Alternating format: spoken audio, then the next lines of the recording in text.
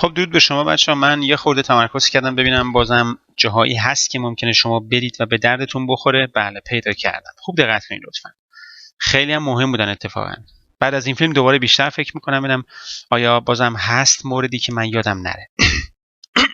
عذر میخوام. شما زمانی که پیش کسی میرید میگید که یه نکته من بگم، هیچ وقت مقایسه نکنید. مثلا نگید که آقا اینجا اینس معنی ب میده، اینجا معنی فلان میده. نه، این اینس رو تو همین بت یاد بگیرید، با همین بت یاد بگیرید، کار خراب نکنید.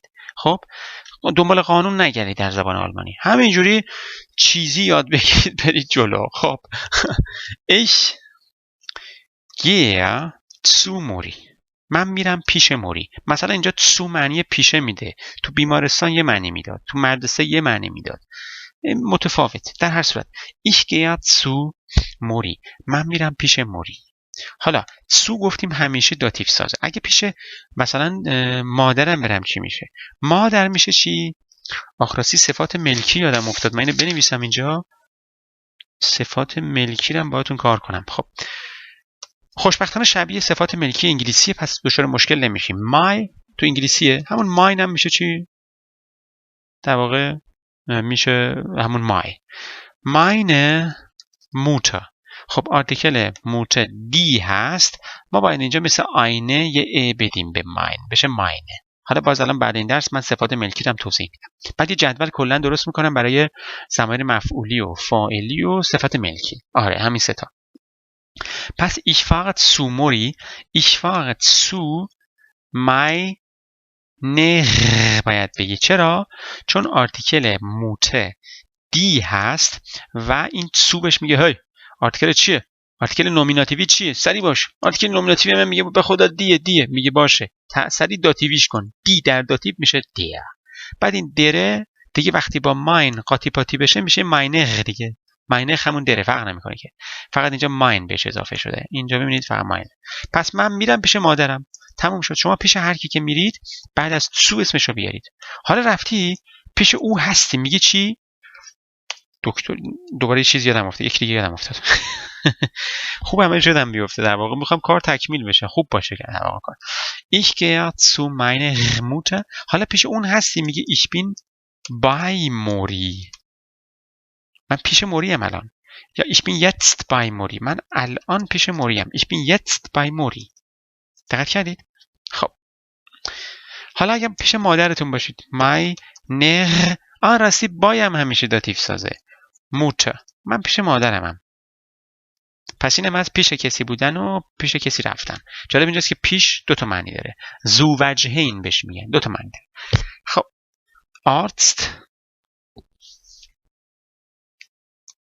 ich fahre heute یا morgen zum Arzt. من فردا میرم پیش دکتر. ich fahre heute یا morgen zum Arzt. من امروز یا فردا میرم پیش دکتر. اینجا هر کدوم خاصی مصرف کن، یا امروز یا فردا بسته به مورد. خب zum Arzt. حالا رسیدی پیش دکتری میگه ich bin beim Arzt. آرتیکل Arzt der هست و بای که همیشه داتیو سازه میاد یقش رو میگیره میگه باید دم بشی، میگه باشه. بعد که دم شد میگه حالا باید بایم بشی. میگه باشه. ich bin beim Arzt. خیلی خوب. پیش دکتر خودتی کاری نداره که ich bin bei meinem Arzt. اینجا دیگه میشه meinem. بالا چی شد meine، چون آرتیکل موته دی بود. اینجا آرتیکل Arzt دی هست میشه meinem. خب meine Mutter گفتم اینم براتون گفتم. بریم سراغ بعدی. gehe esse am. برای این دوست دارم یه فیلم جداگونه بزنم. زمان حال استمراری. بزنم اینجا بنویسم صفات ملکی و زمان حال استمراری. بزنم من پاکش کنم، بعدم بهتون درسشو میدم، چون بحث خوبیه، نمیخوام بحث داخل این بحث خوب داخل بحث دیگه ای باشه. خب داری به تعطیلات میری، میشه ich hey موری wo fährst du hin؟ wo fährst du hin؟ کجا داری میری؟ fahren wo fährst du hin. کجا داری میری؟ فارن با دو میشه fährst. خب wo fährst du hin؟ کجا؟ هینم میشه به، یعنی به کجا. فارن. حالا این ساختار جمله پرسشی هم بعداً کار میکنیم. فعلا همینو بدونید این جمله رو. wo یعنی کجا، هین یعنی به، با هم دیگه میشه wo. میتونی کنار هم بنویسی wohin fährst du؟ کجا داری میری؟ بعد میگه که ich fahre morgen، فردا میرم in den Urlaub، فردا میرم تعطیلات. حالا رفته اونجا تو تعطیلاته. هی کجایی؟ نیستی. wo bist du denn؟ ich bin im Urlaub، من تو تعطیلات هستم. ich bin im Urlaub. چقدر قشنگ. ich bin im Urlaub، من در تعطیلات هستم. اینم از تعطیلات. اما بعضی اوقات به مرخصی یا تعطیلات میرید یه معنی دیگه هم داره، یه واژه دیگه هم داره. اون واژه دیگه هم دلم میخواد بگم. این die Ferien یعنی به تعطیلات. حالا بعضی اوقات اینا معنی متفاوت هم دارن. مثلا Urlaub nehmen میشه مرخصی گرفتن، مثلا از تو چیز اداره، ولی اینجا جاش نیست این مباحثو بگم، به موقعش خواهم گفت. خب وقتی به تعطیلات برید میشه این die Ferien.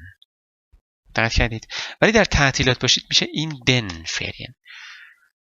Wo fährst du hin, Mori؟ Ich fahre in die Ferien. من دارم میرم تعطیلات. پس حواستون جمع باشه. اینجا میشه این den Urlaub، اینجا میشه این die Ferien. حالا اگه در تعطیلات باشید میگید که ich bin in den Ferien. من در تعطیلات هستم. خب در ادامه بریم سراغ دریا. وقتی شما کنار مه یعنی دریا، ز دو تا معنی داره، هم دریاچه هم دریا. اگه بگید درز یعنی دریاچه، اگه بگید دیز یعنی دریا. دی در واقع بگیم که لطیفه. خب دی یعنی لطیفه، ولی در لطیف نیست. درسته؟ دی آخه یادتون نره دارم پل میزنم. دیز دریا. خب ولی درز دریا یعنی چیز رودخونه، یعنی خروشانه دره. خب حالا چه فرقی با هم دارن؟ زمانی که شما به در واقع لب دریا یا دریاچه میری حرف اضافهش یه چیزه، وقتی در توی دریاچه هستی یه حرف اضافه داره، وقتی روی دریا یا دریاچه هستی یه حرف اضافه داره. آن برای لبه، این برای توه، auf برای روه. حالا من میخوام برم چی؟ کنار دریا. دقت کنید. ich fahre یا gehe، آرتیکل مر چیه؟ داسه، میشه آن داس مر. من دارم میرم لب دریا.